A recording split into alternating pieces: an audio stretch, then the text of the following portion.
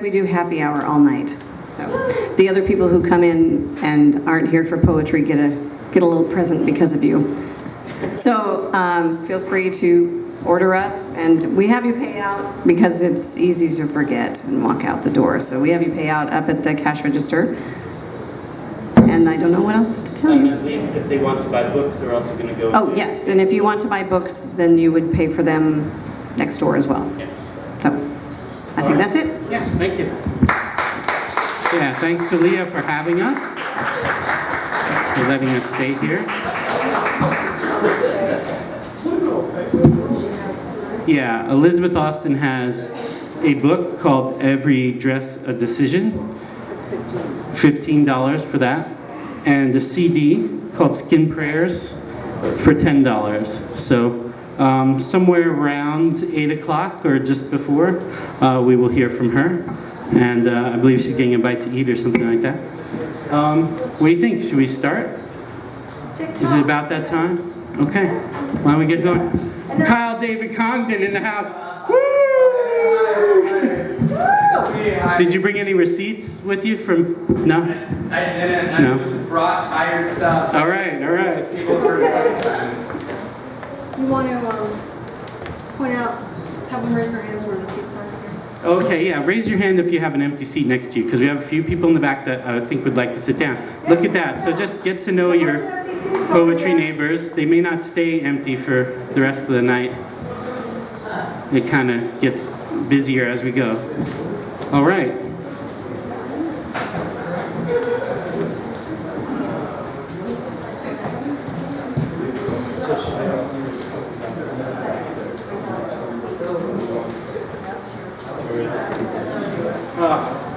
So Tony and I just got back from a 3-week honeymoon in California, and one of the things that we did was we got to read in Berkeley with a friend of ours, Neely Tchaikovsky.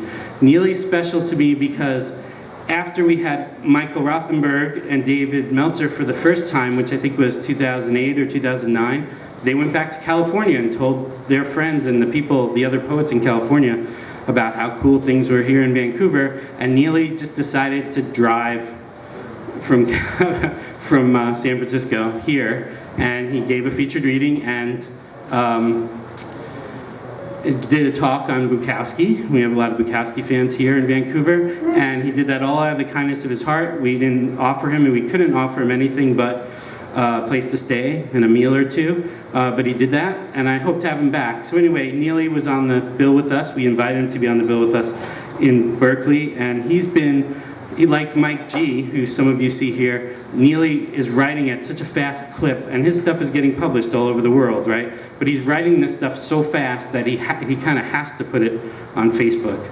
So if you friend him on Facebook, you'll probably start getting Neely poems. So here's one of the ones that I like. Oh, the other reason why I told you all that stuff about Neely is that we've decided that we are going to begin to ask people who are willing to donate, if they can, to the cause of paying poets when they come and bringing poets like Neely. When we tried to raise funds for David Meltzer, it was very successful, and we were able to bring David and Julie, his wife Julie Rogers, who's also a poet, here, and we're so happy we were able to do that. We want to continue to do that, maybe bring Neely back again, or we have some people on a kind of a wish list we'd like to get. So that's what the little green bucket is for up here, if you'd like to contribute to the cause of paying the poets. That's where we go, to them, not to us. Okay, so here's a poem by Neely. You should look him up. Biographer of Lawrence Ferlinghetti and Charles Bukowski, and a great poet himself. This is called Beauty, Truth.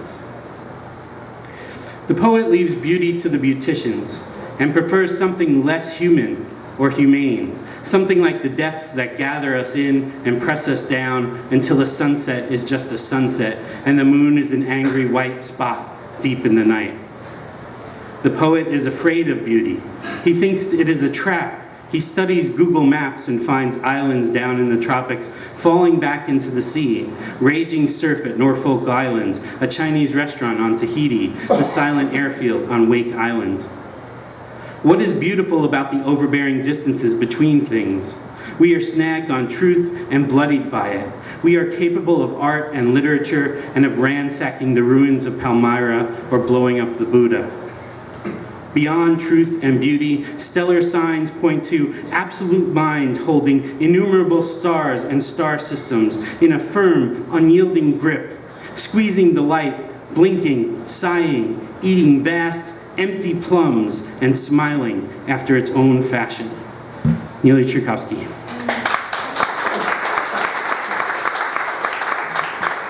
Come on down, Elizabeth.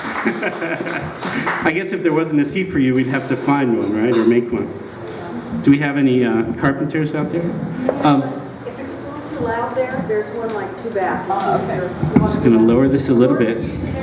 George got that one, held that one for you. We're there. So let's say hello. Since she was in the room when I was talking about her, let's give a hand to our State Poet Laureate, Elizabeth Austen. You're welcome.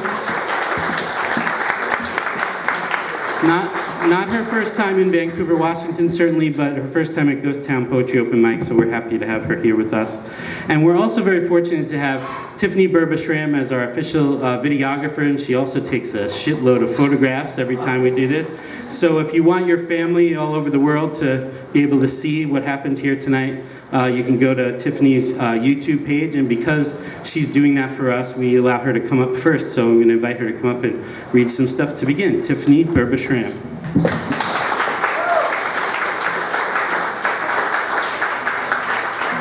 Thank you. Well, my son Bryce, who's here tonight, he just turned 17 on September 1st, so I'm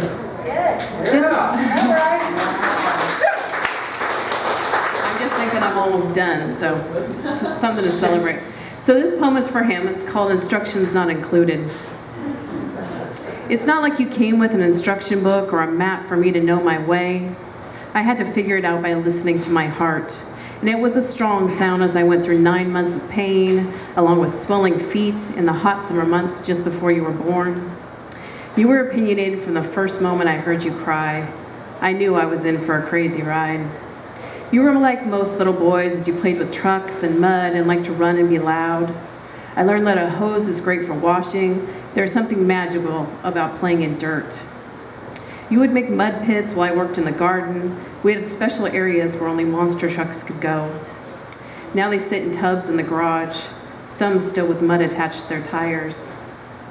You are no longer this little boy by my side. Guitars now replace monster trucks. Music stores hold more magic than dirt. The rhythm of your little feet running on the kitchen floor are now amped melodies. Sometimes I just sit and listen, or sometimes you come to me and say, Mom, this is a new one I'm working on. Other times you ask me for my help with lyrics or arrangements of words. There are moments when we sit and you play, and I write and we laugh at the funny verses we come up with. Other times I cry when I hear the vulnerability in your songs, bask in the beauty of your heart as you play with such confidence. There were no instructions that could have prepared me for you, no map that would have said, this is the right way. I've always listened to my heart and heard yours along the way.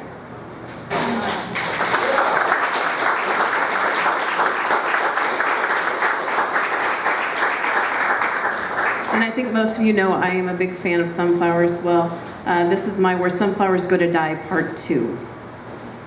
Nathan, it started, the descent of the sunflowers.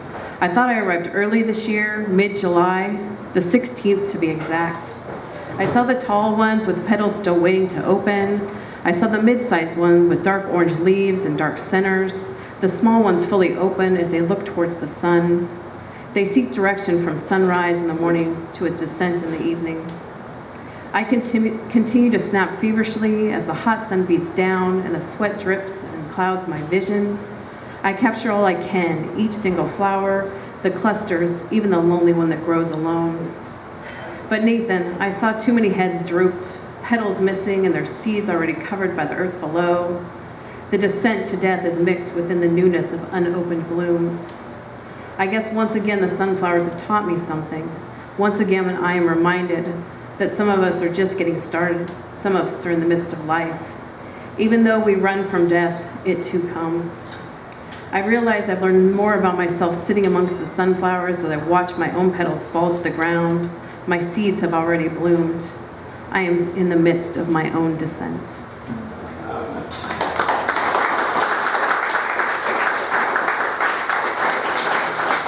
And this poem was probably one I should have written about 20 years ago, but it was time for me to write it now, so. It's called Brown Skin. She was always drawn to brown skin, even though she was told it was wrong, that her middle-class upbringing did not allow her to go slumming. This sat sour in her bones until she could no longer stand it. She fought with all the love she had to erase the words of her mother and stepfather. They would say, "You'll never be anything more than a trophy on his arm, but looked down as damn good by your own class." She chose to destroy these prejudices with love, chose to listen to the real voice in her head that mirrored her heart. Her body was made to please these men, the curves, the round booty, the contrast. She loved the way dark brown skin looked against her Scandinavian flesh. She loves how a man appreciates her passion and praises her fullness, doesn't look at her and wishes she was a size 2. She knew society would be cruel to her, knew her grandmother and grandfather would disapprove. Pressure mounts and she caves. She marries from her own race, has the beautiful blonde, blue-eyed children. Yet she yearns for the contrast of the forbidden fruit. She vows she will never tell her children who to love, never bring them up that white is superior. She will teach them to listen to what their heart tells them, that none of us have a choice in how we come into this world. We all can choose love, choose what leads us to happiness. Her children don't care about race or class. They don't limit their love to what society deems acceptable. She holds her beautiful granddaughter, appreciates her dark curly hair and her dark brown eyes. She is the contrast. She is the brown-skinned angel she didn't have the courage to have. Thank you.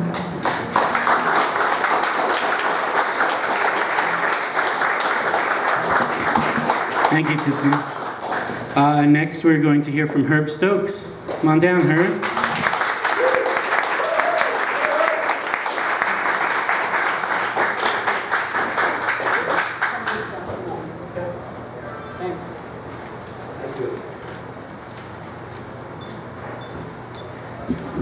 Good evening.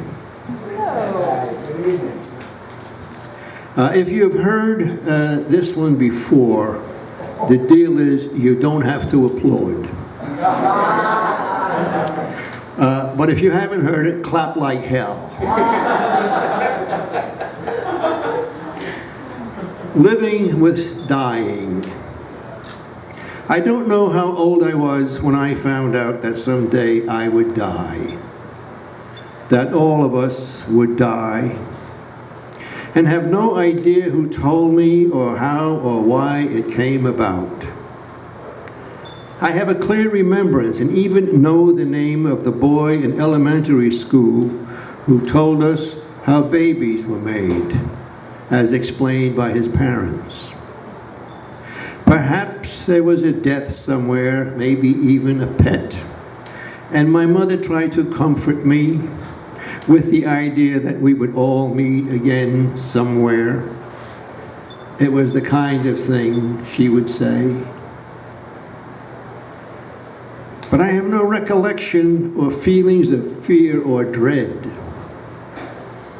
You would think the discovery of such knowledge would leave an indelible mark on my memory, yet something was able to make it palatable enough to shove it into the background and keep it there year after year, bringing it to light only when death burst in through the front door, driving us crazy until we get caught up with living again and push death back into the blackness, then calmly wait until it turns our world upside down again. Thank you.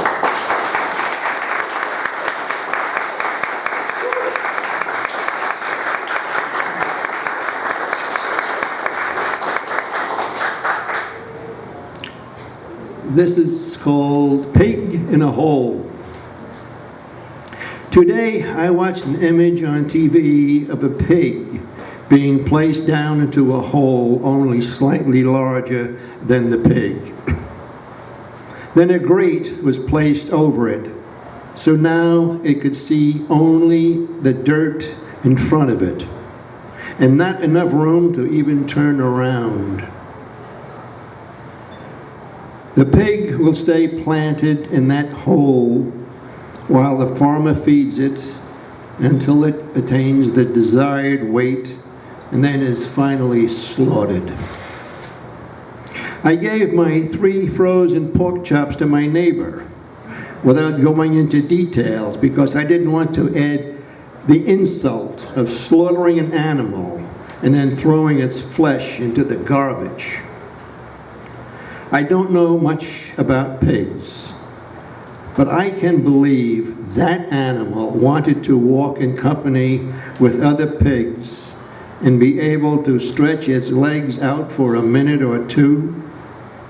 If that can't be done, then they should not be allowed to torture it so a farmer could make a bigger profit.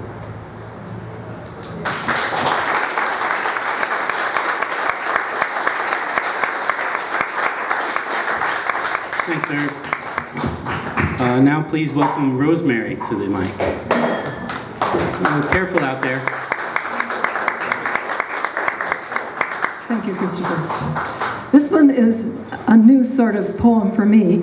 It came out of the amusement I got out of the phrase "Firth of Forth" and the alliteration. So I sort of have to apologize for the alliteration that goes really over the top.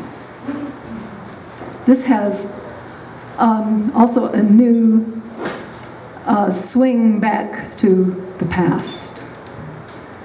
The captain's secret, or his passion was his downfall, went forth a frigate from the Firth of Forth, a warring ship from Blackwall Yard on Thames, a neighbor there of good ship Pinafore.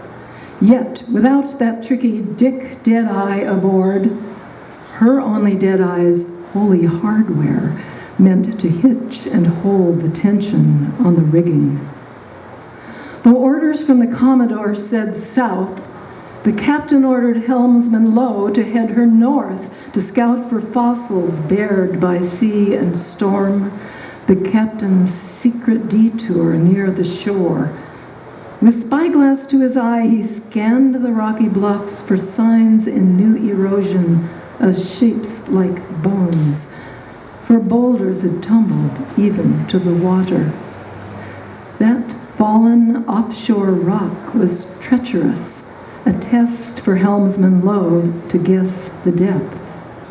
The mainsail lagged before mere breaths of breeze, and Lowe reflected if the ship were grounded, he would be the one they'd call inept. Indeed, the hull soon scraped on fallen stone, and in a wink, too late, was tightly stuck. "Till we are free, I shall go exploring," said Captain Ebullient, and his party rowed to shore. "This captain's mad," said Lowe, and had the winches loose their ropes, till anchor and the kedge at stern sank among the seabed stones. So on turn of tide the men would not be stranded ashore when soon the tide arose. And helmsman Lowe, his countenance dark, forswore another voyage with this reckless man, his rank conferred for noble blood alone.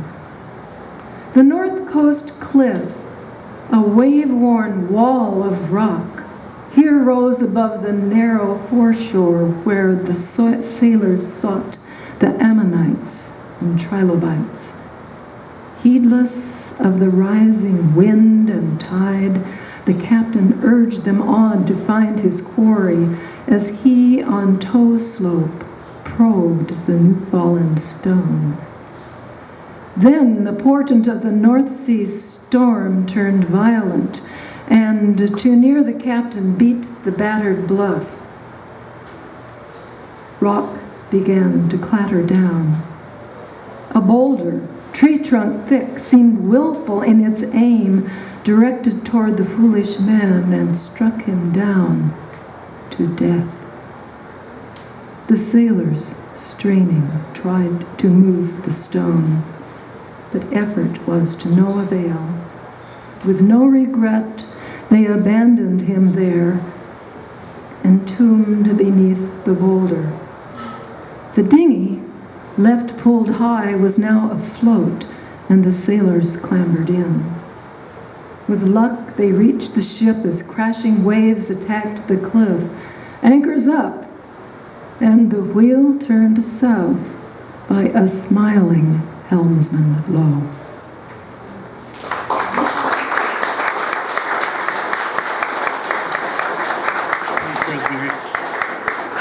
And next we're going to hear from Rainey. Come on up, Rainey.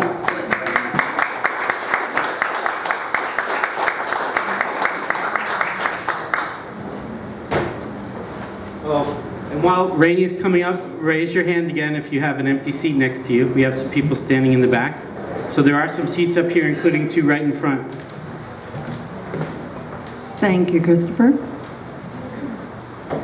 Before I read my poem, I'm going to remind you that September 29th, the last Tuesday of this month, we have Laura LaHue at Barnes & Noble reading from her chapbook, Willingly Would I Burn, which I think is really intriguing. So please join us if you have a wish to. This poem will explain itself. The title is Flipped.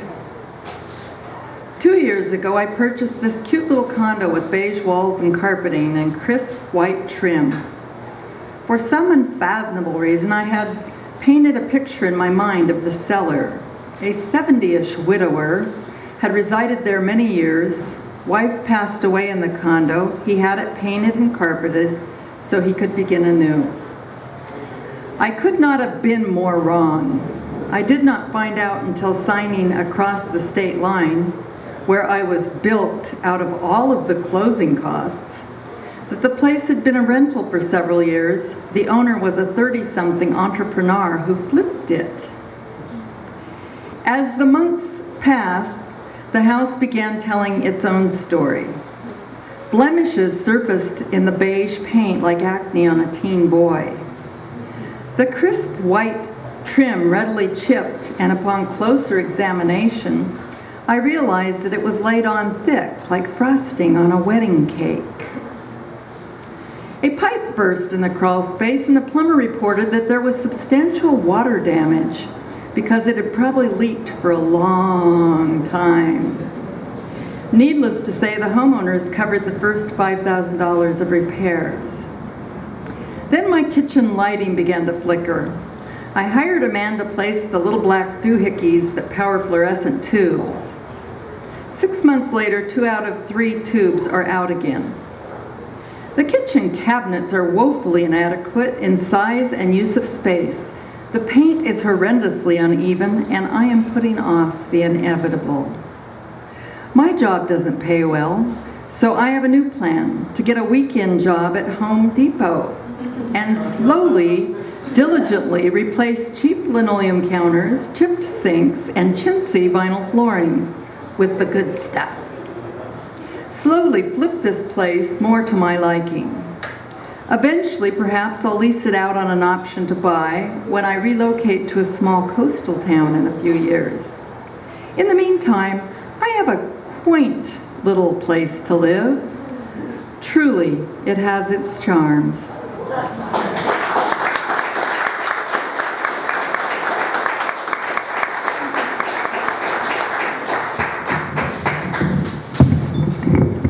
Hi. Good to see you all. Got some new faces in here too tonight. Welcome. My name is Toni Partington. I co-host the event, and I want to read a poem to you tonight. You know, we just got back after a long trip, and part of our trip was a reading tour, which was really fun. The other part seemed to me that we do pretty well when we're on the road, except that the car automatically stops at every bookstore. I have no idea why, right? And in we go, and we're very excited on the way in. And when we come out, we're equally excited, and the wallet, of course, gets smaller. But we discovered some great books in our travels, and I happened to find this book, and I was really intrigued. It's by Michael Andrews. It's called The Poet from the City of the Angels, Poems and Photographs from 1969 to 1989. I haven't finished doing my research on Mr. Andrews, but what I can tell you is that the book is loaded with photographs that he took from his travels around the world and from poems that he wrote as a result of those travels. And it's an absolutely beautiful book so far. So I want to start at the beginning. Because we had a workshop this afternoon with Elizabeth that was really fun. It was really fun. And it talked about images. And as I was thumbing through the book tonight, I thought, you know, one of the things that occurred to me, because we were writing about an object and someone that we had lost, and what they might have left for us, or what we had as a remainder of that. And I was thinking about, you have this, and what happened before that, and what happened before that, and what happened prior to that. I was just thinking of this sort of backwards kind of thinking, starting from now and going for the past, and this poem happened to say it so well. It's called And Before That. Yesterday, old David ran his fingers through his long gray beard and died. He said, all I ever did was survive. The day before that, he was feeding French fries to the gulls and said he was feeling fine. 10 years before that, he went on a 3-month camping trip, and when he came back, he talked less. The day before he left, he buried Helen. 4 days before that, she said she regretted nothing. 8 years before that, he closed down the office supply store and retired. 40 years before that, he opened up an art gallery. They planned to make enough to retire someplace exotic, with beaches and palms and eternal sun. 2 months before that, he married Helen. The year before that, he was on his way to bum around the world. He could not sleep nights listening to the calliope of stars. The day before that, he graduated with a degree in law and told his father he would never practice. 15 years earlier, he told his grandfather he was going to be a mountain climber when he grew up. 3 years before that, he said he would never grow up. The day before that, his mother told him the truth about Santa Claus and the Easter Bunny. 4 years before that, his Aunt Bessie cast his horoscope and said he would be a success in life, marry 3 times, become a famous painter, and die rich in a foreign land. The day before that, Dr. Anderson pulled him from the womb, slapped him on the ass, and he screamed.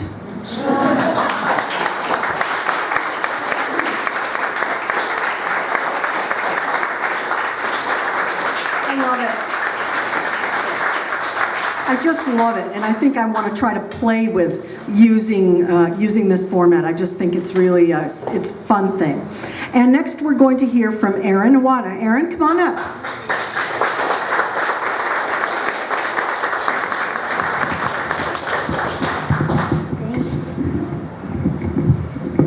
Thank you. This one doesn't have a title. Maybe Orbit, I don't know. Our conversation loops, seasonal orbit, returning every few weeks and months.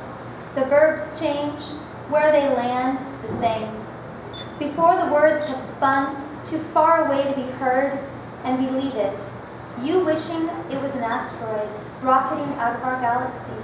Me imagining myself as that flaming rock, cast out and spinning at speeds, too fast for stars, too fast for light. Last night, as the quiet fed my anger, like kindling, you slouched on the floor. I said I just wanted more life with you. You didn't open your eyes, but tilted your head in a bitter sort of way. You just want more life. It was a twist on our circuit. I fumed at the way it sounded like an accusation, but you were right.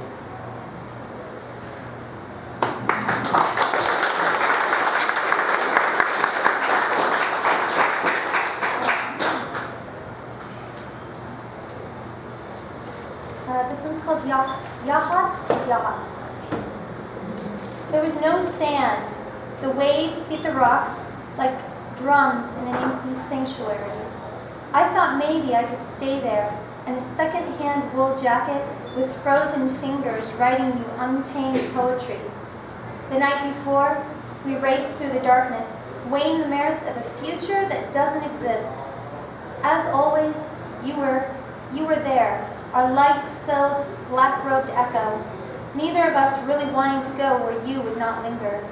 The eons of digitized voices urged us forward, the clarity of the path where you would not follow. This is the part I hate. I dreamed of you everywhere, and real flowers bloomed with shiny words dropped in your honor, interwoven in me with twists and knots that I don't believe can be undone, and I will not cut out. I'll carry you with me, knowing all the while you will fade like the teardrops caught on a page.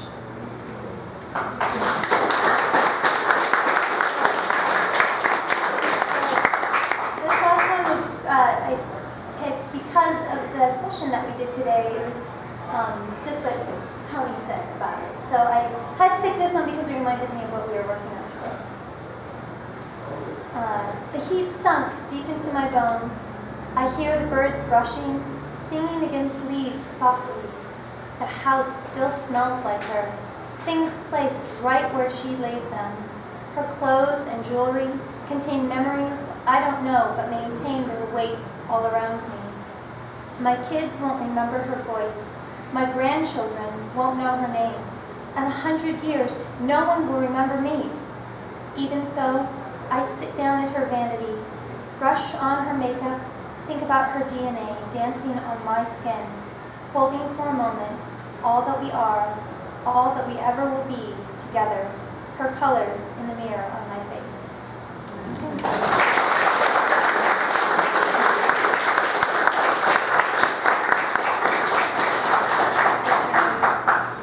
We're going to hear next from Joyce. I think you turned it off. I think I did. Hello, that's a little better. Joyce Colson is next. Come on up, Joyce.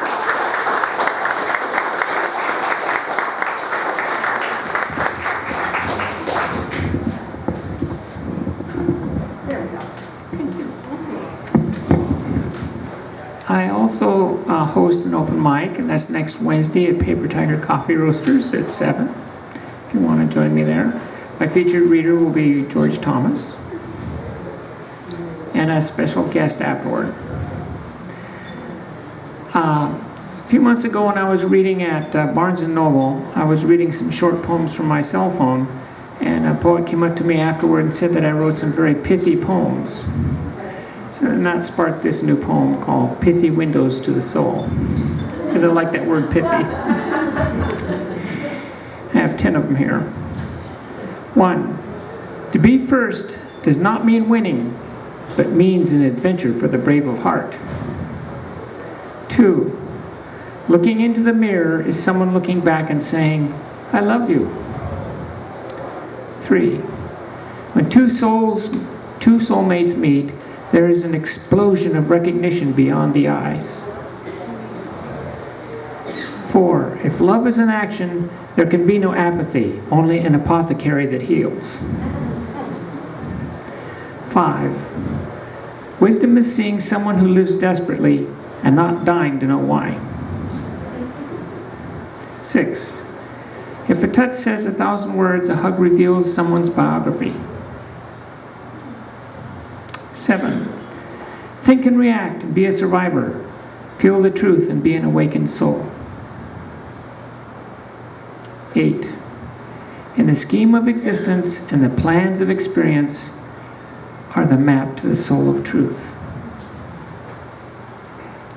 9. It is never too late, only too involved with later.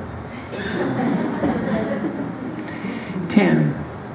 The bravery of loving everyone is the breath that helps the soul live. Thank you.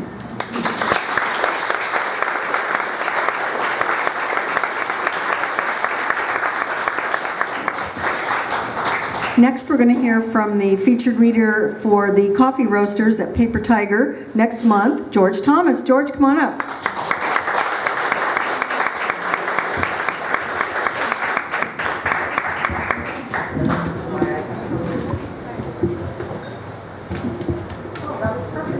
thank you. Actually, that's this coming Wednesday. Oh, Yeah, this one? yeah. Sorry.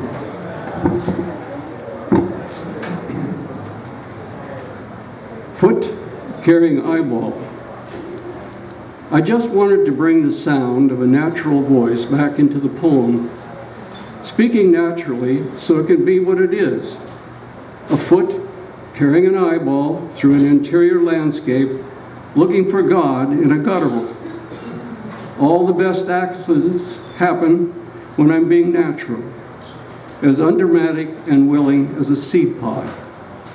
When you wind me up too tight in myself, you can hear Jack Kerouac, who, though I loved him long and darkly deep, is the sound of a stone careening down a well, the laughing hysteria of a shopaholic woman on Geraldo's joke, or maybe the sound a body makes shut in its coffin. Some people speak of God and lift their glances sky high into the empty air. The secret behind their words tries to find wings. I'm getting way ahead of myself. I say look down between our legs, through the earth, catch a glimpse of feet on dirt, a deity which lives on the other side of brownness. I'm much better if my words just scrawl along as natural as monkeys with a genetic gimp. Outside the window of this coffee shop where I've brought my body, cars rest, stones too, and the shadows sunlight makes on an uneven macadam lot, striped and fading yellow. Gods are hard to see out there in the glint of chrome and stones. Not a bush for burning anywhere in sight. This must be real faith, I think, to stumble along in plain language on 2 feet, while all about me are lungs with axes to grind, and earths to conquer, and pledges to fulfill, who screw their pitches to unnatural highs, and look for gods in high-flown language and hidden or martial meters. Such a racket their promises make in my infernal world. How they must trouble the sleep of God and disturb the dream of life. It dreams for us, and cause God to toss and turn a material body on the expansive bed. Love between the sexes. My friend Lulu gives head to men she doesn't like. She calls the cock a bone of contention between the sexes. Her laugh reminds me of an ivory bell high in the Himalayas. She works nights, as does her sister Michelle. Michelle takes off her clothes to music down at the Magic Carpet Bar. She claims all men are the same man. He wears the face of her father, who makes her frightened when he roars. Don't let love come between us, she snorts, her laugh a wind chime on a yuppie porch. When they come home in the morning after a hard day's night, I sit on my stoop to enjoy the view. Hey, old man, they shout, how's it hanging? Soft southern accents, they wink and grin like apes, but they're human too, and take pity on my age. When I'm starving with my loneliness, they visit to cuddle me between their breasts, a hot Welsh sausage between 4 white bread buns. I tell them, I'm a rogue elephant with a withered tusk.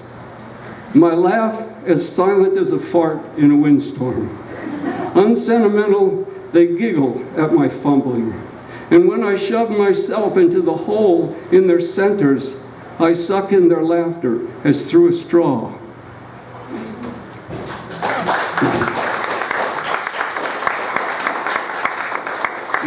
And last innocence, the sacrifice I chose last night is the child of alcoholics. She lives on an altar of stone and blood in the city and offers her life with a guileless laugh.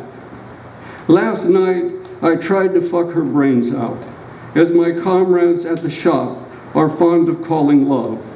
She said, "Hold me, then I'll cry and you become God." I know I can shove my hand inside her dress, tear out her heart, offer it to the Aztec world. Still, she would smile through her death throes, even as the blood tinges the white lace bodice of her communion dress. Catholic as any incested woman, she offers all comers the mystery of herself, and in an act of contrition, kneeling, lifts the hem of her skirt to expose a pornographic knee.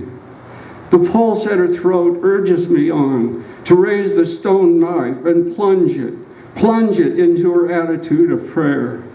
Powerless, I stare into her staring eyes that call me God, mercilessly impartial and relentless, and pray for any sign of mercy.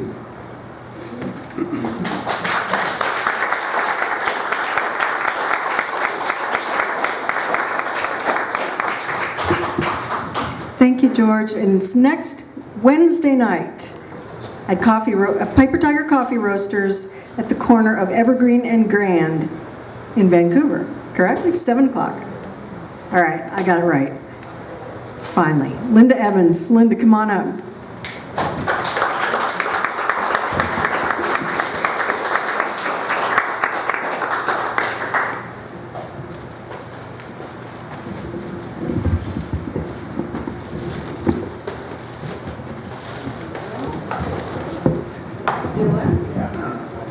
Doing fine.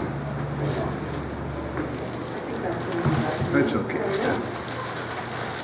I've had some silence time in my house and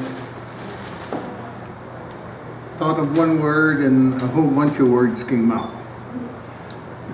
It's a rarity. Anyway, my printers need ink, and so the only thing I have is this tablet. It's 5 different little thoughts that I've come about. When silence speaks quietly, you will hear the beauty of your soul. It will drown out your ego. And the second one is meditation is the door to the inner universe. Listen to the vibration of energy. Mold it to whatever needs are. I know that. It's how the universe was made.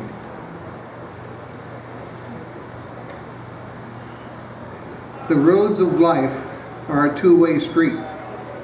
Some roads are paved with potholes, and some streets are dead ends. Be sure you know how to back up.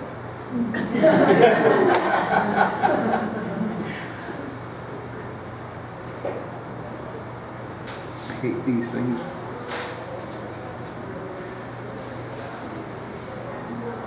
Oh, where is my little dog gone?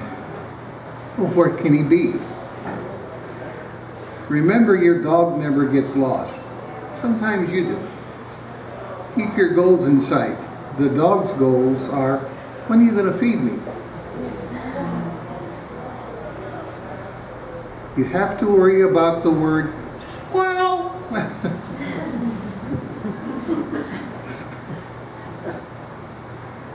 The last one is political. I hope there's nobody here with a stone. 3 blind mice. See how they run. They run to the Republicans' wives, where their vote doesn't count. They're Fox News fans. They graduated from this new school, from the new educational system, with a very short memory past. You'll see a new breed of mice because of the Republicans' wives. Their tails are missing. Anyway, and I thank you.